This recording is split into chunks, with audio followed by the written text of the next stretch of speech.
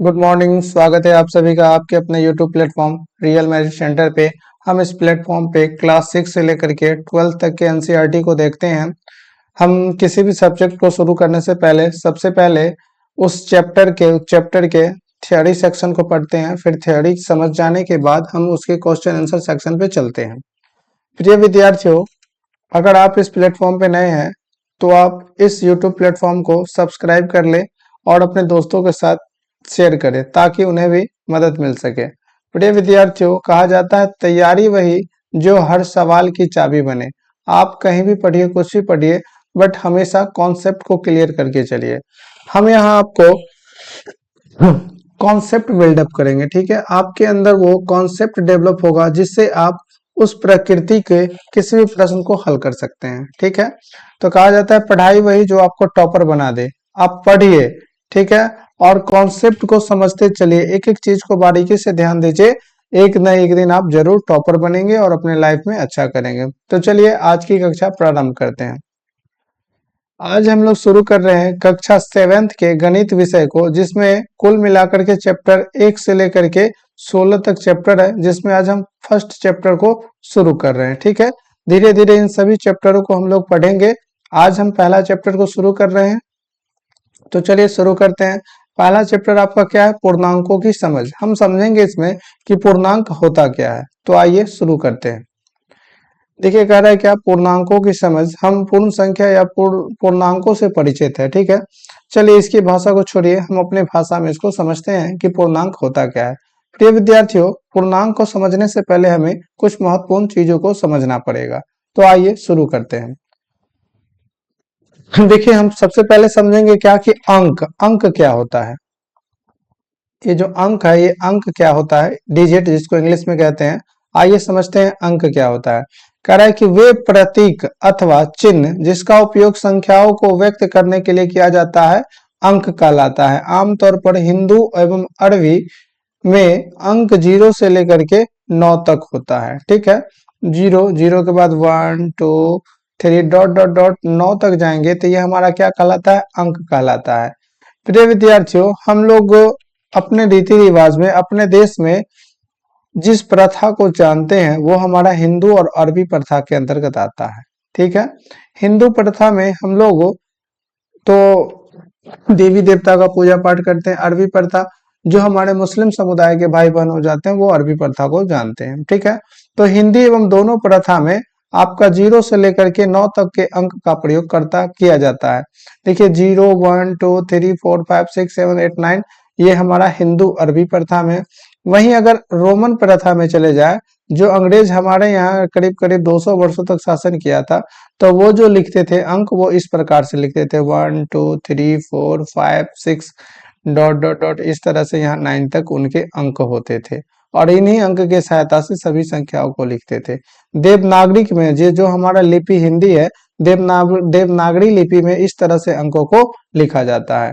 तो आप समझ चुके हैं कि अंक हम कितने प्रकार से लिखते हैं और अंक के प्रकार कितने होते हैं। ये हमारा अंक है 0 से लेकर 9 तक अपने हिंदू रीति रिवाज में। ये रोमन में अंक है हमारा 1 से लेकर के 10 तक, और ये देवनागरी लिपि जो जिसको हिंदी कहते हैं उसमें ये अंक होता है, ठीक है। चलिए आगे बढ़ते हैं। अंक के बाद हम लोग समझेंगे क्या? संख्या, ठीक है, कि संख्या किसे कहते हैं। देखिए, अंकों के संयोजन से बनी कोई भी गणितीय मात्रा संख्या कहलाता है। जैसे एक अंक हमारा 1 है और इसमें एक और 0 जोड़ दिए तो ये जो हो गया हमारा क्या कहलाएगा? ये 10 संख्या कहलाएगा। यही 1 है और उसमें 2 लगा दिए, 2 जोड़ दिए तो ये हमारा क्या कहलाएगा? संख्या कहलाएगा। जैसे 2 5 6 256, ये भी हमारा क्या बन गया? संख्या। तो देखिए यहाँ 2 भी अंक, 5 भी अंक, 6 भी अंक। तो वही कह रहा है क्या कि अंकों के संयोजन, संयोजन कहने का मतलब क्या है कि इन अंकों को एक साथ लिख दिए तो ये हमारा क्या बन गया? संख्या बन गया, ठीक है। जैसे 290, ये भी हमारा क्या है? संख्या है, ठीक है। तो अब संख्या समझ गए, अंक समझ गए। आइए हम समझते हैं संख्या के प्रकार, कि ये जो संख्याएं होते हैं ये कितने प्रकार के होते हैं, ठीक है। देखिए, संख्याएं के प्रकार में हम जानेंगे कि प्राकृत संख्या किसे कहा जाता है, सम संख्या क्या होता है, विषम संख्या क्या होता है, पूर्ण संख्या क्या होता है, भाज्य संख्या किसे कहते हैं, अभाज्य संख्या किसे कहते हैं, परिमेय संख्या किसे कहते हैं, अपरिमेय संख्या किसे कहते हैं, पूर्णांक क्या होता है, इन सब चीजों के बारे में हम लोग समझेंगे। ये क्या है, संख्या के प्रकार है। आइए पहला समझते हैं प्राकृत संख्या, जिसको इंग्लिश में कहते हैं नेचुरल नंबर।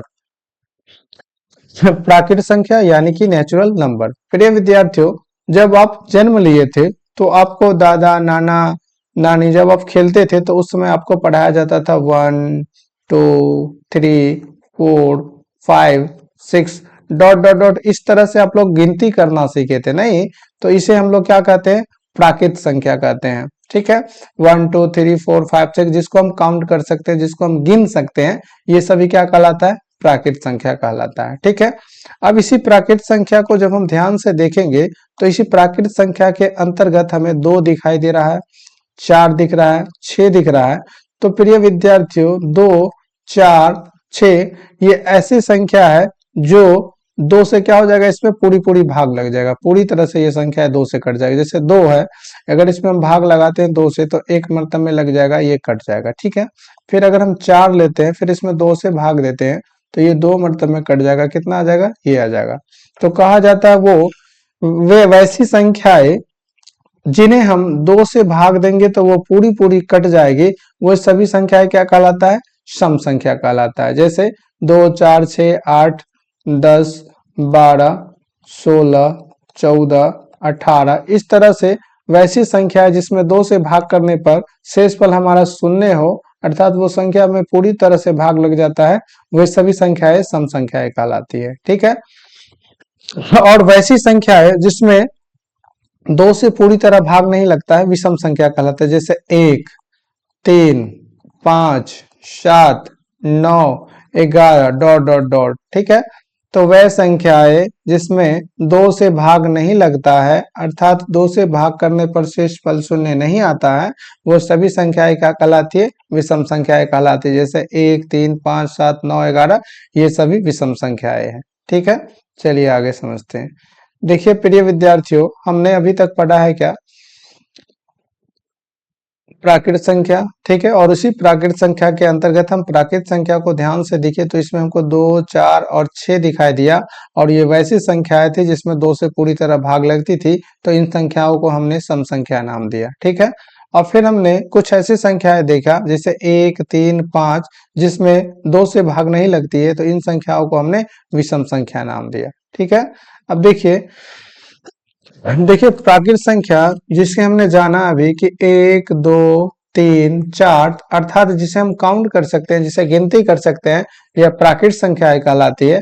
अगर इस संख्या के समूह में हम शून्य को ऐड कर ले, जीरो को जोड़ दे, तो ये सभी संख्याएं क्या कहलाएगी, पूर्ण संख्याएं कहलाएगी, होल नंबर कहलाएगी। ठीक है, तो प्राकृत संख्या के समूह में यदि शून्य को ऐड कर लिया जाए तो वो सभी पूर्ण संख्याएं कहलाती है। ठीक है, अगर आप इसको लिखिएगा तो लिख सकते हैं क्या, प्राकृत संख्याओं के समूह में, प्राकृत संख्याओं के समूह में यदि शून्य को शामिल कर लिया जाए, शून्य को शामिल कर लिया जाए तो वह क्या कहलाएगी, पूर्ण संख्या कहलाएगी। ये आपका पूर्ण संख्या है। अब हम समझते हैं पूर्णांक, इंटीजर्स। ठीक है, देखिए हमने क्या समझा अभी, पूर्ण संख्या है जिसको हमने लिखा 0 1 2 3 4 डॉट डॉट डॉट, इस तरह से लिखा, ये पूर्ण संख्या है। तो आइए पूर्णांक को समझते हैं। कहा जाता है क्या कि पूर्ण संख्याओं के समूह में यदि हम ऋणात्मक संख्याओं को शामिल कर ले, जैसे -1 ये ऋणात्मक संख्या है, -2 -3 -4, ठीक है, डॉट डॉट डॉट इधर। तो देखिए कहा जाता है क्या कि अगर पूर्ण संख्याओं के समूह में 0 से लेकर के डॉट डॉट डॉट इस ओर जाएंगे तो ये सब पूर्ण संख्या है। पूर्ण संख्या के समूह में यदि ऋणात्मक संख्याओं को शामिल कर लिया जाए तो ये संख्या हमारा क्या कहलाएगा, पूर्णांक संख्या कहलाएगा। ठीक है, अगर हम ऑब्जर्व करें तो हम जानते हैं कि 0 न तो धनात्मक संख्या है, 0 ना ही हमारा धनात्मक है और ना ही ऋणात्मक है। ठीक है, बट 0 के अगर दाहिने तरफ इस ओर जाएंगे तो ये सभी संख्याएं कैसी संख्या है, धनात्मक संख्या है। और जीरो के इस ओर जाएंगे तो ये सभी संख्याएं ऋणात्मक संख्या है। ठीक है, ये सभी संख्याएं कैसी संख्या है, ऋणात्मक संख्या है। तो हमने जाना कि जीरो हमारा कैसी संख्या है, ना ही ये धनात्मक है और ना ही ऋणात्मक है। अगर जीरो के दाहिनी ओर जाते हैं तो इस तरफ की संख्याएं धनात्मक संख्याएं कहलाती है, धनात्मक संख्याएं कहलाती है, और इधर जाते हैं तो ये सभी संख्याएं ऋणात्मक संख्याएं कहलाती है। ठीक है, चलिए आगे बढ़ते हैं। अब हम समझते हैं संख्या रेखा। ठीक है, देखिए ये एक रेखा है, जिस अगर इस रेखा पे हम संख्या को दर्शा दे तो ये हमारा संख्या रेखा कहलाएगा। ठीक है, तो हम संख्या इस रेखा के बीचों बीच यहाँ जीरो ले लेते हैं, और जीरो से जब इस ओर चलेंगे, दाहिने ओर चलेंगे, अगर यहाँ पे एक है, ये दो है, ये तीन है, ये चार है, तो ये सभी क्या हो जाएगी, धनात्मक संख्या हो जाएगी। आपने ऊपर यहाँ पे देखा कि जीरो से अगर दाहिने ओर चलेंगे तो इस तरफ की सभी संख्याएं धनात्मक संख्या हो जाएगी, और जीरो के अगर बाएं ओर चलेंगे, इस ओर चलेंगे, तो इस तरफ की सभी संख्याएं क्या हो जाएगी, ऋणात्मक संख्याएं हो जाएगी। ठीक है, तो आपने जाना कि धनात्मक संख्या और ऋणात्मक संख्याओं के समूह में शून्य को शामिल कर लिया जाए तो ये क्या कहलाता है, पूर्णांक संख्या कहलाता है। और धनात्मक संख्या, ऋणात्मक संख्या, उसमें शून्य को शामिल करके अगर एक लाइन पे दर्शा दे तो उस रेखा को हम लोग क्या कहेंगे, संख्या रेखा कहेंगे। ठीक है, अगर आपको इसमें कंफ्यूजन है तो आप ध्यान रखेंगे कि हमारे दाहिना हाथ में क्या होता है, ज्यादा ताकत होता है, नहीं, दाहिना हाथ ज्यादा ताकत होता है, तो ज्यादा ताकत इसका मतलब क्या, प्लस। ठीक है, धनात्मक। ठीक है, तो हम जीरो के दाहिने ओर चलेंगे तो ये धनात्मक होगा, और जीरो के बाईं ओर चलेंगे तो ये ऋणात्मक होगा। ठीक है, पूर्णांक आप समझ चुके हैं, आगे बढ़ते हैं। आगे हम समझते हैं क्या कि भाज्य संख्या। ठीक है, और दूसरा अभाज्य संख्या। ठीक है, जब हम संख्याओं को देखते हैं, और संख्या जैसे ये हमारे पास क्या है, संख्या का समूह है, 1 2 3 4 5 6 7 8 9 10 11 12 डॉट डॉट डॉट आगे तक चले जाएंगे तो ये सभी हमारे संख्या का समूह कहलाता है। तो इसमें हमें कुछ ऐसी संख्याएं मिलती है जिसमें एक से भाग लगता है, स्वयं से भी भाग लग जाता है, और इसके अलावा किसी और संख्या से भी भाग लगता है, वो भाज्य संख्या कहलाता है। जैसे चार को अगर ले लेते हैं तो इस चार में एक से भी भाग लगेगा, चार से भी भाग लगेगा, और दो से भी भाग लगेगा, तो ये चार हमारे कैसी संख्या कहलाएगी, अभाज्य संख्या कहलाएगी। उसी प्रकार अगर हम 6 ले लेते हैं तो इस 6 में एक से भी भाग लगेगा, 6 से भी लगेगा, 2 से भी लगेगा, और 3 से भी लगेगा, तो ये 6 हमारी कैसी संख्या कहलाएगी, भाज्य संख्या कहलाएगी। ठीक उसी प्रकार अगर हम 8 को ले लेते हैं तो इस 8 में एक से भी भाग लगेगा, एक 1 से लगेगा, 8 से लगेगा, 2 से भी लग जाएगा, और 4 से भी लग जाएगा। कहने का ये मतलब है कि वे सभी संख्याएं जिसमें एक और स्वयं के अलावा किसी और संख्या से भी पूरी तरह भाग लगती है, वे सभी संख्याएं क्या कहलाती है, भाज्य संख्या कहलाती है। अगर हम यहाँ पर लिखे भाज्य संख्या तो पहली भाज्य संख्या क्या हो जाएगी, 4, फिर दूसरी भाज्य संख्या 6, तीसरी भाज्य संख्या 8, इसी तरह डॉट डॉट आगे बढ़ते जाएंगे तो हमारा भाज्य संख्या आ जाएगा। ठीक है, अब हम समझते हैं अभाज्य संख्या को। देखिए अभाज्य संख्या किसे कहेंगे, देखिए इसमें एक और स्वयं के अलावा किसी और से भी भाग लग रहा था, बट अभाज्य संख्या में एक एवं स्वयं के अलावा किसी और से भाग नहीं लगेगा। स्वयं के अलावे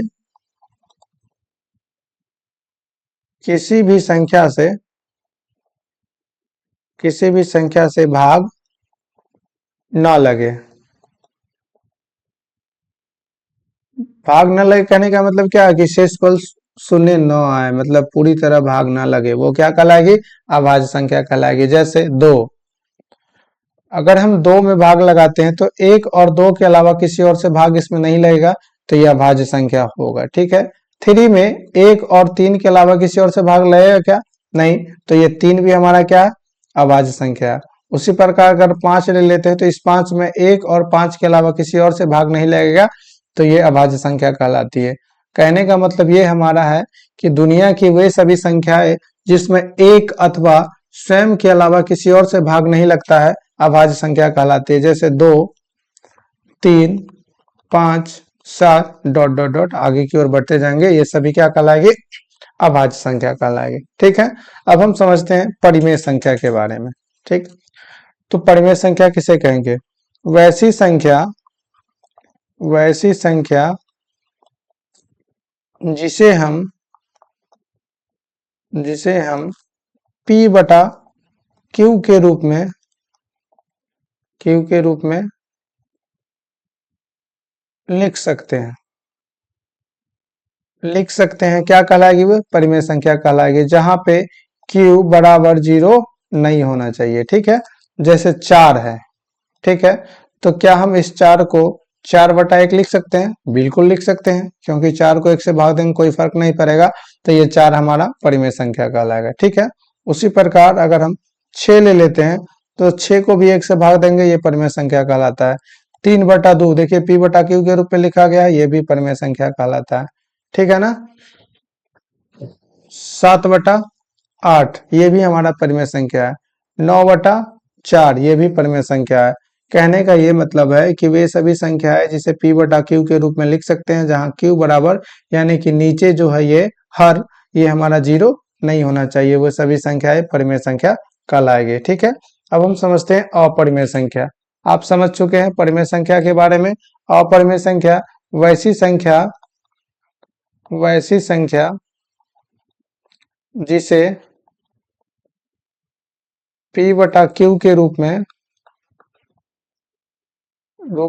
नहीं लिख सकते हैं, वो क्या कहलाती है, अपरिमेय संख्या कहलाती है। जैसे √3। ठीक है, √3 जोड़ 4, ठीक है, √5 प्लस √6 ये सभी संख्याएं क्या कहलाती है, अपरिमेय संख्या कहलाती है। ठीक है, वे सभी संख्याएं जो रूट के अंदर होती है वो सभी संख्याएं क्या कहलाती है, अपरिमेय संख्या कहलाती है। ठीक है, चलिए, तो आपने परिमेय संख्या समझा कि जिसे p बटा q के रूप में लिख सकते हैं वो परिमेय संख्या कहलाती है, और जिसे p बटा q के रूप में नहीं लिख सकते हैं, जो रूट वाली संख्या होती है, वो सभी संख्याएं क्या कहलाती है, अपरिमेय संख्या कहलाती है। ठीक है, आइए वास्तविक संख्या को समझते हैं। परिमेय संख्या और अपरिमेय संख्या के समूह को हम लोग वास्तविक संख्या कहते हैं। जैसे 2 परिमेय संख्या है, 4 परिमेय संख्या है, √3 अपरिमेय संख्या है, √7 अपरिमेय संख्या है। ठीक है, 0.3 ये अपरिमेय संख्या है। तो ये सभी संख्याएं हमारा क्या कहलाएगी, वास्तविक संख्या कहलाएगी। कहने का ये मतलब है कि परिमेय संख्या ये हमारा परिमेय संख्या है, अपरिमेय संख्या ये हमारा अपरिमेय संख्या है। तो परिमेय संख्या और अपरिमेय संख्या के समूह को वास्तविक संख्या कहते हैं। ठीक है, आइए हम लोग समझते हैं योज्य प्रतिलोम को। ठीक है, एडिटिव इनवर्स। ठीक है, तो आइए समझते हैं। देखिए योज्य प्रतिलोम क्या होता है, कोई भी संख्या हो, अगर मान लेते हैं कि 8 हमारा कोई संख्या है और इस संख्या में हम किस संख्या को जोड़ेंगे तो इसका मान 0 हो जाएगा। अगर हमारा a कोई संख्या है और इस संख्या में हम इसमें कौन सा संख्या को जोड़ दे तो हमारा आंसर जो आ जाएगा कितना आ जाएगा, 0 आ जाएगा। ठीक है, तो हमारा यही क्या कहलाएगा, ये जो संख्या ये हमारा योज्य प्रतिलोम कहलाएगा। ठीक है, तो अगर हम 8 को ले लेते हैं, इस 8 में हम कितना जोड़ देंगे तो इसका मान 0 हो जाएगा। ठीक है, इस 8 में हम कितना जोड़ दे तो इसका मान 0 हो जाएगा। ठीक है, तो प्रिय विद्यार्थियों अगर हम इस 8 में 8 ही जोड़ दे, देखिए आप लोग एक चीज समझते हैं, गणितीय संक्रियाएं में गणित में 4 सिंबल होते हैं, प्लस माइनस गुना और भाग। ये 4 सिंबल की क्रिया आप लोग जानते हैं। आइए समझते हैं कुछ। अगर हम प्लस को प्लस के साथ गुना करेंगे तो हमारा सिंबल प्लस का होगा, माइनस को प्लस के साथ गुना करेंगे तो हमारा सिंबल माइनस का होगा, प्लस को माइनस के साथ गुना करेंगे तो फिर भी सिंबल माइनस का होगा, माइनस को माइनस के साथ गुना करेंगे तो ये हमारा प्लस का साइन दे देगा। ठीक है, तो यही चीज यहाँ पे समझते हैं। देखिए यहाँ पे ये प्लस है और माइनस है, प्लस और माइनस को जब गुना करेंगे तो क्या हो जाएगा, माइनस, और यहाँ पे 8 लिख देंगे तो ये हमारा क्या हो जाएगा, 0 हो जाएगा। ठीक है, अर्थात हमने ये समझा कि अगर 8 में हम इस 8 में अगर -8 को जोड़ देंगे तो हमारा इसका वैल्यू कितना आ रहा है, 0 आ रहा है। अर्थात इस 8 के लिए योज्य प्रतिलोम कितना होगा, -8 होगा। आप समझ पा रहे हैं। अगर हम पूछेंगे कि 4 का योज्य प्रतिलोम बताए, 4 का योज्य प्रतिलोम, तो आपको सीधा ये समझना है कि इस 4 में क्या जोड़ देंगे तो इसका मान 0 होगा, अर्थात -4। आप ये भी समझ सकते हैं कि किसी भी संख्या का योज्य प्रतिलोम उसी संख्या का ऋणात्मक मान होता है। जैसे 4 का ऋणात्मक मान कितना होगा, -4। ठीक है, आइए यहाँ आपका किताब में प्रश्न दिया है, स्वयं करके देखिए। आइए समझते हैं। देखिए इस 12 का योज्य -12 का योज्य प्रतिलोम क्या हो जाएगा, इस -12 में क्या जोड़ देंगे तो इसका मान 0 हो जाएगा, तो ये +12 हो जाएगा। ठीक है, देखिए ये -12, अगर इसमें +12 जोड़ देते हैं तो ये 12 12 कट जाएगा, अर्थात 0 इसका मान आ जाएगा। इसका मतलब इस -12 के लिए योज्य प्रतिलोम कितना हो जाएगा, +12 हो जाएगा। ठीक है, ये ये 15 देखिए यहाँ पे प्लस में है, तो इसका योज्य प्रतिलोम कितना हो जाएगा, -15 हो जाएगा। ठीक है, उसी प्रकार -20 का योज्य प्रतिलोम कितना हो जाएगा, +20 हो जाएगा। ठीक है, आप समझ पा रहे हैं, किसी भी संख्या का योज्य प्रतिलोम निकाल लेंगे। आइए आगे समझते हैं। देखिए आपने पूर्णांक को समझ चुका है, ठीक है, और जोड़ पूर्णांक में भी आप लोग जोड़ घटाव के बारे में जानते हैं। तो आइए समझते हैं योग का समवर्धक या फिर समवृत्त नियम। ठीक है, योग आप लोग जानते हैं, योग किसको कहेंगे जी, योग का मतलब क्या होता है, जोड़ना। योग का मतलब जोड़ना। ठीक है, अगर योग कहीं पे दिखाई दे तो इसका मतलब होता है क्या, जोड़ देना या फिर जोड़ना। योग के अंतर्गत समवृत्त को हम लोग जानेंगे। ठीक है, देखिए समझते हैं। अगर हमारा a कोई संख्या है, ठीक है, अगर a हमारा कोई पूर्णांक है या फिर a हमारा कोई पूर्ण संख्या है, ठीक है, तो अगर a हमारा पूर्ण संख्या है और इसमें हम b किसी संख्या को जोड़ देते हैं और हमारा रिजल्ट c आ जाता है, ये हमारा कैसी संख्या है, पूर्ण संख्या है। ठीक है, और b भी हमारा पूर्ण संख्या है, आप ऊपर पूर्ण संख्या पढ़ चुके हैं।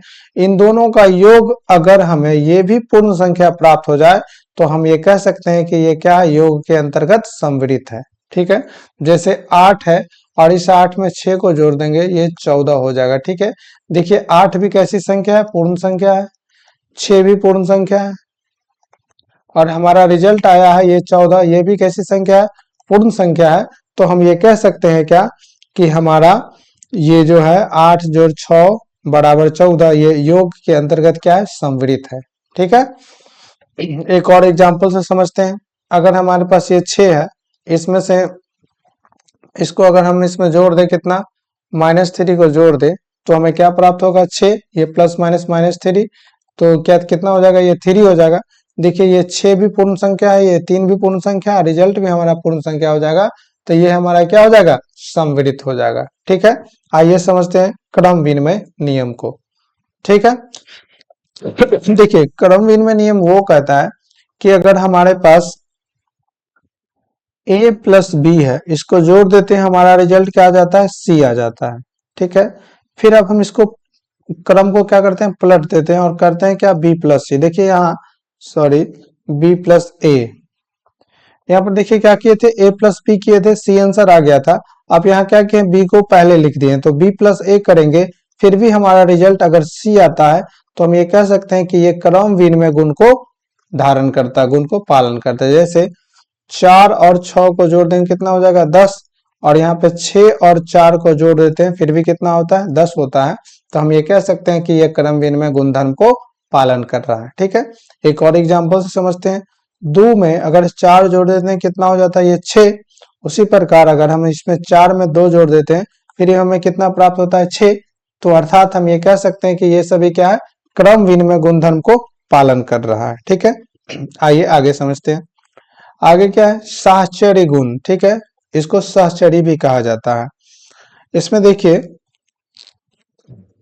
इसमें यह है कि अगर कोई भी संख्याएं है, ठीक है, जैसे अगर हम इसमें लिख दे a प्लस बी और प्लस सी, ठीक है, अगर इन दोनों संख्याओं को एक साथ जोड़ दे, उसके बाद जो हमारा रिजल्ट आता है वो अगर a प्लस बी प्लस सी, इन दोनों संख्याओं को एक साथ जोड़ने के बाद तीसरी संख्या के जोड़ करके बराबर हो जाए, तो ये हमारा साहचर्य नियम कहलाता है। ठीक है, जैसे समझते हैं, 2 जोड़ 3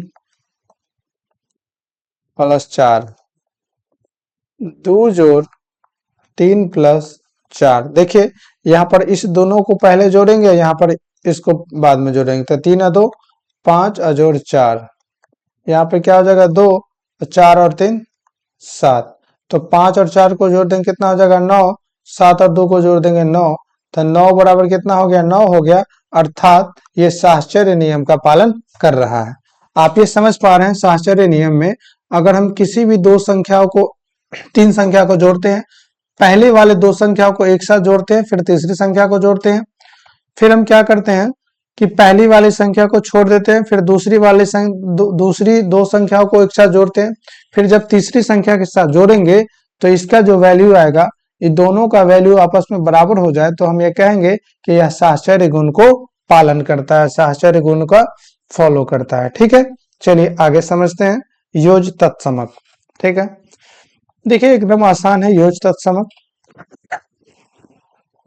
अगर a हमारी कोई संख्या है, ठीक है, और इसमें हम किस संख्या को जोड़े ताकि इसका मान कितना आ जाए, a ही आ जाए। ठीक है, तो आप क्या कहेंगे कि इस a में अगर हम शून्य को ऐड कर देते तो हमें a प्राप्त होता है। ठीक है, अर्थात ये हमारा शून्य क्या है, योज तत्समक है। क्या है ये, योज तत्समक है। ठीक है, आप ये समझ पा रहे हैं कि किसी भी संख्या में शून्य जोड़ देंगे तो हमें वही संख्या प्राप्त होगा, अर्थात शून्य हमारा क्या कहलाता है, योज तत्समक कहलाता है। ठीक है, जैसे 2 है, इस 2 में कितना जोड़ेंगे तो हमें 2 प्राप्त होगा, 2 0, तो अर्थात हमारे पास ये 0 जो हो जाएगा ये क्या कहलाएगा, योज तत्समक कहलाएगा। ठीक है, उसी प्रकार -4 में कितना जोड़ देंगे तो हमको -4 प्राप्त होगा, 0, अर्थात ये जो है 0 0 ये योज तत्समक कहलाता है। ठीक है, उम्मीद करते हैं आप इन सब चीजों को अच्छी तरह से समझ चुके होंगे। आइए कुछ आगे देखते हैं। आपका ये प्रश्नावली स्टार्ट हो गया, शुरू हो गया। आइए बारी बारी से एक एक प्रश्न को समझते हैं। प्रिय विद्यार्थियों, हमारा मकसद ये नहीं है कि हम आपको डायरेक्ट क्वेश्चन आंसर करा दे और आप क्वेश्चन आंसर करके संतुष्ट हो जाए, नहीं। देखिए, एक शिक्षक का ये फर्ज होना चाहिए कि विद्यार्थी खुद से उसको बनाए। शिक्षक विद्यार्थी के लिए सुविधादाता होना चाहिए, उसे रास्ता दिखाना होता है। ठीक है, अगर आपको रास्ता पता है तो आप खुद ब खुद चल सकते हैं, हम किसी को सिखा नहीं सकते। आपके अंदर सीखने का गुण पहले से होगा तभी आप सीख सकते हैं, कुछ कर सकते हैं। ठीक है, तो हमने यहाँ से लेकर के आपको सारा चीज बता चुका है कि इस चैप्टर में किन किन चीजों का यूज होगा। आप चाहे तो वीडियो को पॉज करके और खुद से ही क्वेश्चन आंसर को बना सकते हैं। ठीक है, फिर भी क्वेश्चन आंसर बनाने के बाद आप मिला लेंगे, एक बार समझ जाएंगे। चलिए उसके लिए हम बता देते हैं। यहाँ पे देखिए कह रहा है कि निम्नलिखित के बीच के सभी पूर्णांक संख्याएं लिखिए। ठीक है, देखिए -5 और 5 के बीच अगर हम ये संख्या रेखा बना लेते हैं, यहाँ पे ये शून्य हो जाता है, तो यहाँ से चलते हैं तो 1 2 3 4 5। ठीक है, ये प्लस में देखिए यहाँ से +5 है, फिर इधर की ओर चलते तो -1 -2 -3 -4, ये -5 हो जाता है। ठीक है, तो हमने देखा क्या कि यहाँ पे -5 से शुरू हुआ और ये +5 तक आ गए, और इसके बीच में कितनी संख्याएं आ जाती है जी, तो यहाँ पर देखिए -5 से शुरू हुआ, +5 के बीच में कितनी संख्या है, -4 -3 -2 -1 0 1 2 3 4। तो यही क्या है, इन संख्याओं के बीच -5 और 5 के बीच यही सब हमारी क्या है, पूर्ण संख्या है। ठीक है, यही आपको लिखना था। उसी प्रकार हम समझते हैं यहाँ पे क्या, -2 और 8 के बीच में। ठीक है, तो प्रिय विद्यार्थियों, ये अगर हमारा 0 है तो 0 के बाई ओर चलेंगे तो ये माइनस में होगा -1 और ये -2। ठीक है, फिर इधर की ओर चलते हैं तो 1 2 3 4 5 6 7 8। ठीक है, अब देखिए -2 और 8 के बीच लेना है। ठीक है ना, तो यहाँ देखिए ये -2 और 8, इनके बीच की कौन कौन संख्या है, -1 0 1 2 3 4 5 6 और 7, यही सब संख्या क्या हो जाएगी, इनके बीच का पूर्णांक हो जाएगा। ठीक है, चलिए अगला प्रश्न को समझते हैं। -6 और -2 के बीच लेना है। ठीक है, अगर यहाँ पे ये शून्य है, 0 है, अगर ये जीरो है तो जीरो से इस ओर चलेंगे तो ये -1, -2, -3, -4, -5, ये -6 हो जाएगा। ठीक है, हमें क्या करना है, -6 और -2 के बीच की संख्या लेना है। तो ये -6 हो गया और ये -2 हो गया, इसके बीच की संख्या लिखना है तो क्या हो जाएगा, ये -5, -4, -3, यही आपका क्या हो जाएगा, आंसर हो जाएगा। ठीक है, चलिए आगे समझते हैं, इस अगला प्रश्न को देखते हैं। -4 और -10 के बीच निकालना है पूर्णांक। ठीक है, तो अगर हम यहाँ पे शून्य ले लेते हैं और इधर की ओर चलते हैं तो ये -1, -2, -3, -4, -5, -6, -7, -8, -9 और ये -10 है। ठीक है, -10 और -4, देखिए यहाँ पे -4 है और -10 के बीच की संख्या है लिखना है। तो यहाँ पे लिखते हैं हम, देखिए -4 है तो -4 के बाद क्या हो जाएगा जी, -5, -6, -7, -8, -9, यही आपका क्या हो जाएगा, -4 और -10 के बीच की संख्या हो जाएगी। ठीक है, उम्मीद करते हैं आप इन चीजों को समझ चुके होंगे। आइए अगला प्रश्न को देखते हैं। कह रहा है कि निम्नलिखित में प्रत्येक में बड़े पूर्णांक पर घेरा लगाइए। ठीक है, अब आपको बताना है कि इसमें बड़ी संख्या है कौन सी है और उसको गोल घेरा लगा देना। ठीक है, तो आइए समझते हैं। देखिए यहाँ -20 है और ये प्लस में 4 है। आप बताइए कि ये 20 रुपया क्या है। अगर आपके पास माइनस में 20 है, इसका मतलब ये हुआ कि आप 20 रुपया कर्ज में है। ठीक है, और ये प्लस में 4 है, इसका मतलब क्या है, आपके पास कोई कर्ज नहीं, आपके पास 4 रुपया है। तो बड़ा कौन हुआ, ये हुआ +4 में। ठीक है, तो इसको गोल कर दिया। अब देखिए यहाँ पर इसके पास 15 रुपए का कर्ज है और इसके पास 8 रुपए का कर्ज है। तो इस दोनों में कौन सा बड़ा होगा, -8 की -15। देखिए जिसके पास कम कर्ज होगा वो सबसे बड़ा होगा।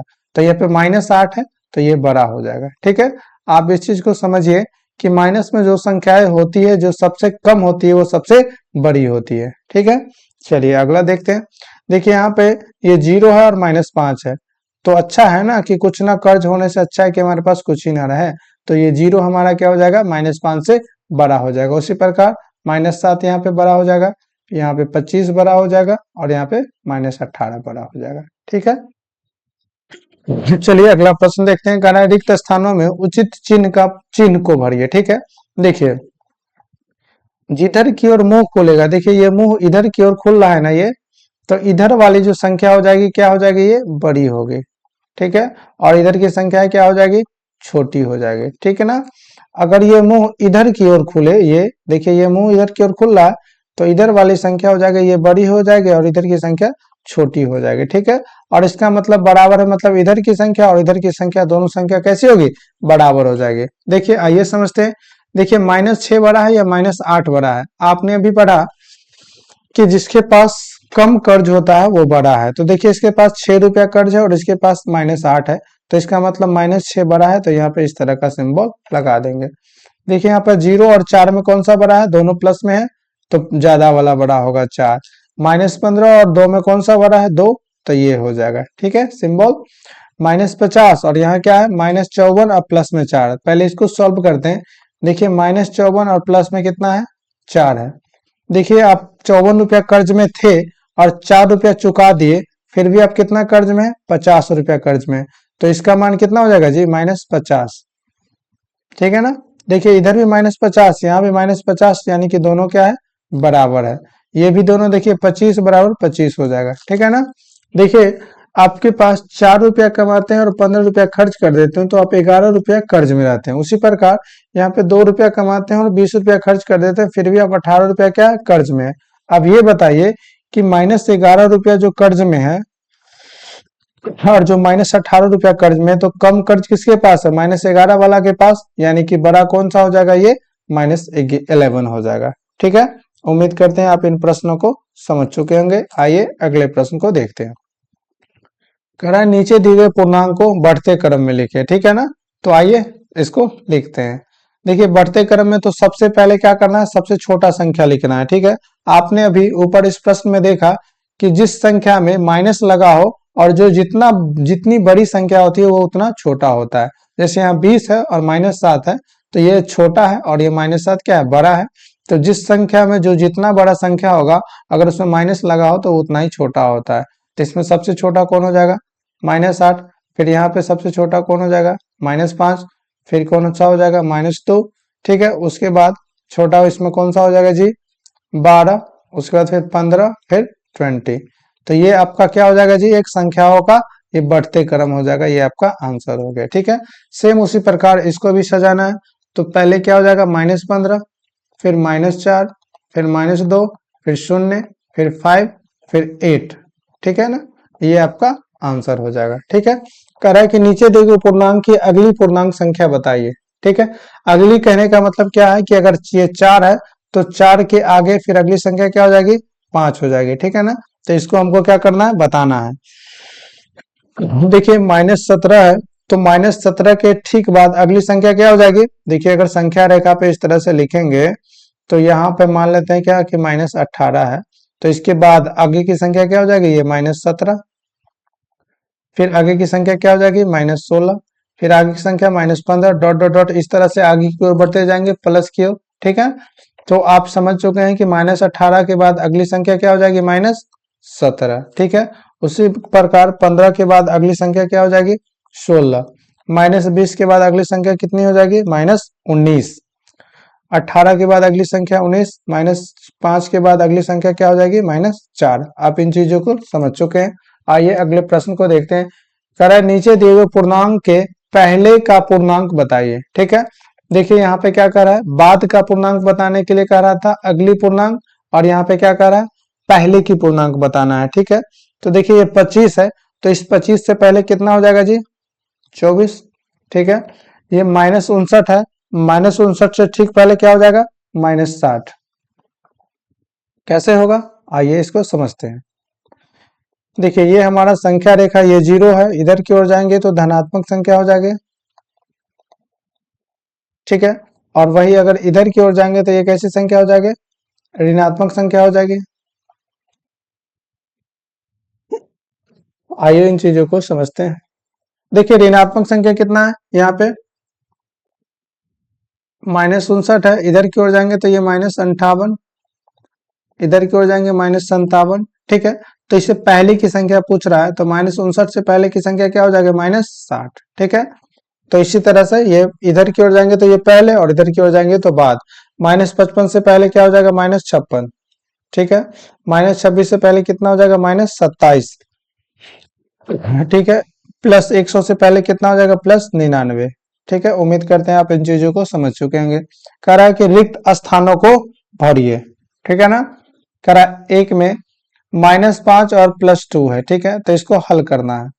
देखिए -5 और +2, देखिए आप 2 रुपया कमाते हैं और 5 रुपया खर्च कर देते हैं, तो आपके पास 3 रुपया क्या हो जाएगा, कर्ज हो जाएगा। तो यहाँ पे ये क्या हो जाएगा, -3 हो जाएगा। ठीक है, उसी प्रकार 2 है और इधर -5 है, तो ये इसका वैल्यू भी कितना हो जाएगा, -3 हो जाएगा। देखिए ये भी -3, ये भी -3, और यहाँ पे क्या कर रहा है, एक बार इस -5 को पहले लिखा है और फिर अब 2 को बाद में, यहाँ पे 2 को पहले कर दिया, -5 को बाद में कह रहा है। क्या ये सही है, तो क्या लिखेंगे, हाँ। क्या है, ये सही है। ठीक है, दोनों बराबर है, ये सही है तो हाँ सही है। आइए अगले प्रश्न को देखते हैं। देखिए ये आपका एक बॉक्स दिया है और इस बॉक्स को क्या करना है, आपको सारणी को पूरा करना है। देखिए यहाँ ए के जगह पर 6 और बी के जगह पर 3 मान लिया, आप कुछ भी ले सकते हैं। ए के जगह पर आप 4 ले लीजिए और बी के जगह पर 6 ले लीजिए, तो ए प्लस बी कितना हो जाएगा, 6 और 4 10। बी प्लस ए कितना हो जाएगा जी, 10। फिर इसको जब जोड़ लेंगे तो ए प्लस बी कितना हो जाएगा, ए प्लस बी 4, ए प्लस बी आपका हो जाएगा कितना, 4 + 6, 6 + 4। ठीक है, उसी प्रकार ए माइनस बी कितना हो जाएगा, 4 - 6। ठीक है, बी माइनस ए कितना हो जाएगा, 6 - 4। क्या ये दोनों बराबर है, देखिए इसका मान कर निकालेंगे तो ये कितना हो जाएगा, -2। फिर इसका मान निकालेंगे 2। क्या ये दोनों बराबर है, ए माइनस बी बराबर है बी माइनस ए, तो नहीं है। तो क्या है, नहीं है। ठीक है, उसी प्रकार इसमें आप कोई भी एग्जांपल ले सकते हैं खुद से, नो प्रॉब्लम। 8 नंबर क्वेश्चन क्या कह रहे हैं, 8 नंबर क्वेश्चन कह रहा है क्या, देखिए यहाँ -a है और यहाँ पे +6 है। ठीक है, तो ये आप देख रहे हैं इसमें बदल रहा है क्या, कि यहाँ पर देखिए ये 6 लास्ट मतलब लास्ट में था और यहाँ पर 6 को पहले कर दिया, तो इस a को क्या ले जाएंगे, यहाँ पे लिख देंगे। तो ये अब क्या हो रहा है, दोनों ओर बराबर हो रहा है क्या? तो यहाँ पे हमको लिखना था, तो यहाँ पर वाली ये संख्या क्या हो जाएगी, -a हो जाएगी। ठीक है, आपने पीछे पढ़ा था क्रम विनिमयता का नियम। ठीक है, क्रम क्या हो रहा है, बदल रहा है। ये पहले क्रम था पर था और यहाँ पे ये दूसरे क्रम पे आ गया। ठीक है, ये दूसरे क्रम का पर था तो ये पहले आ गया। आप समझ पा रहे हैं इन चीजों को? अब देखिए -8 है, इस -8 में कितना जोड़ देंगे तो ये 0 हो जाएगा, +8, तभी तो ये 0 हो जाएगा ना। यहाँ प्लस का सिंबल है तो इस प्लस को क्या करेंगे, हटा देंगे। ठीक है, तो इसमें कितना जोड़ देंगे, 8 जोड़ देंगे तो ये 0 के बराबर हो जाएगा। देखिए यहाँ पर क्या हो रहा है, ये 2 है, +9 और -6 है। देखिए पहले इन दोनों को क्या किया, यहाँ पे जोड़ दिया है और यहाँ पे क्या कर रहा है, पहले वाले दोनों को जोड़ रहा है। ठीक है, तो यहाँ लास्ट में कितना बच रहा है, -6, तो यहाँ पे क्या हो जाएगा, -6 हो जाएगा। ठीक है, आप इन चीजों को समझ पा रहे हैं? इन चीज इसमें क्या हो रहा है, साहचर्यता नियम को बता रहा है। देखिए यहाँ पे +15 है और इस 15 में कितना जोड़ देंगे तो हमको 15 होगा, यानी कि 0 इसमें जोड़ना पड़ेगा, तब ये 15 के बराबर हो जाएगा। ठीक है, आइए अगले प्रश्न को देखते हैं।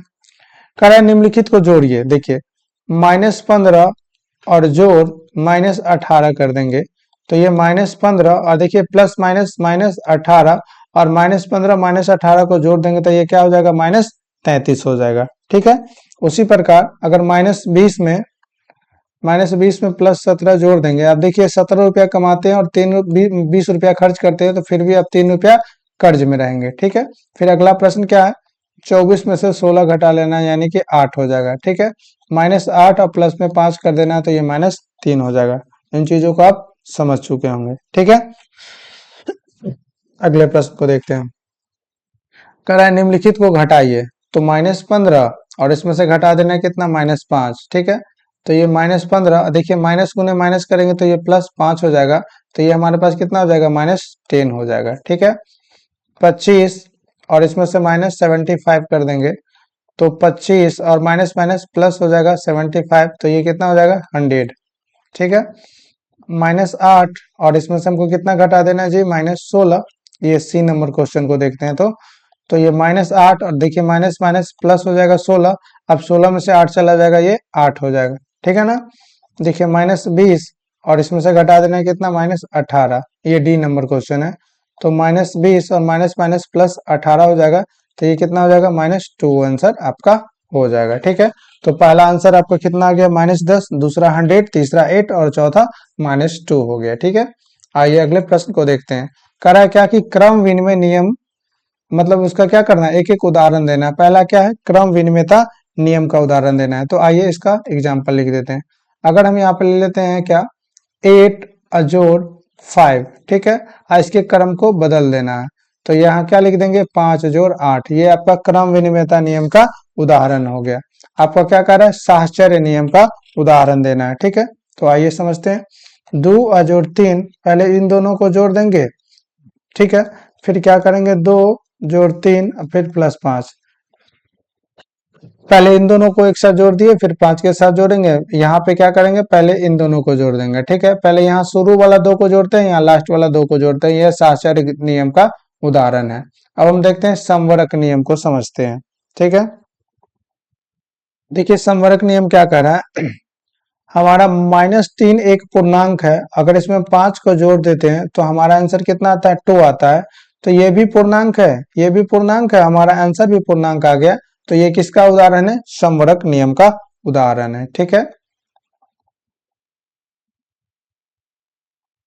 पूर्णांक और आंसर भी हमारा क्या आ गया, पूर्णांक आ गया। तो ये समवरक नियम का उदाहरण है। आगे हम लोग समझते हैं क्या, योज्य तत्समक को समझते हैं। ठीक है, देखिए अगर हमारा 8 कोई संख्या है तो इस 8 में कितना जोड़ दे तो हमारा मान इसका कितना आना चाहिए, 8 आना चाहिए, अर्थात यहाँ पे कितना आ जाएगा, 0। ठीक है, तो हम कह सकते हैं कि 8 + 0 = 8। यहाँ पे योज्य तत्समक का ये क्या है, उदाहरण है। ठीक है, आप समझ पा रहे हैं, योज्य तत्समक कब होगा, जब उसमें किसी ऐसी संख्या को जोड़ेंगे तो उसका मान वही होगा, अर्थात 0। 0 को जोड़ देंगे तभी तो उसका आंसर 0 होगा ना। चलिए अगले प्रश्न को देखते हैं। ऐसा पूर्णांक युग्म लिखिए जिसका योग कितना होना चाहिए, -8 होना चाहिए। तो लीजिए -4 और जोड़ -4, जब इसको करेंगे तो क्या हो जाएगा, -4 और -4, ये -8 के बराबर हो जाएगा। ठीक है। हम दूसरा ये भी लिख सकते हैं -5 और -3, तो ये हमारा कितना हो जाएगा -8। समझ पा रहे हैं इस चीज को, योग कर रहा है ना, तो यहाँ पे प्लस का चिन्ह दे दीजिए, इसको माइनस इस तरह से घेर दीजिए, तो इसको जब हल कीजिएगा तो ये आपका हो जाएगा। ठीक है, हम इसको इस तरह से लिख सकते हैं -6 अजोड़ -2 करेंगे तो फिर भी हमारा कितना हो जाएगा -8, इस तरह से लिख सकते हैं। अब अंतर कितना होना चाहिए इसका, -18 होना चाहिए। ठीक है, तो अगर हम 20 ले लेते हैं, -20, और इसमें से कितना +2 कर देते हैं। ठीक है, सॉरी अंतर का रहा है ना 18, तो हम ये कर सकते हैं, ये 2 ले लेते हैं और इसमें से 20 घटा लेते हैं, तो हमारा इसका अंतर कितना हो जाएगा -18 हो जाएगा।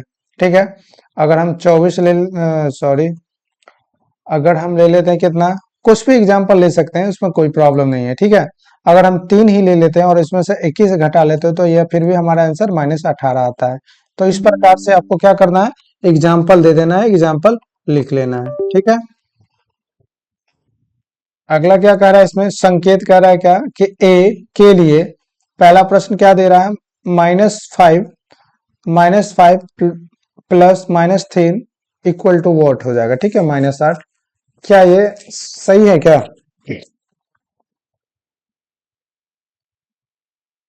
फिर दूसरा क्या करा, -1 और -8 बराबर कितना है, -8 है, तो ये हाँ सही है।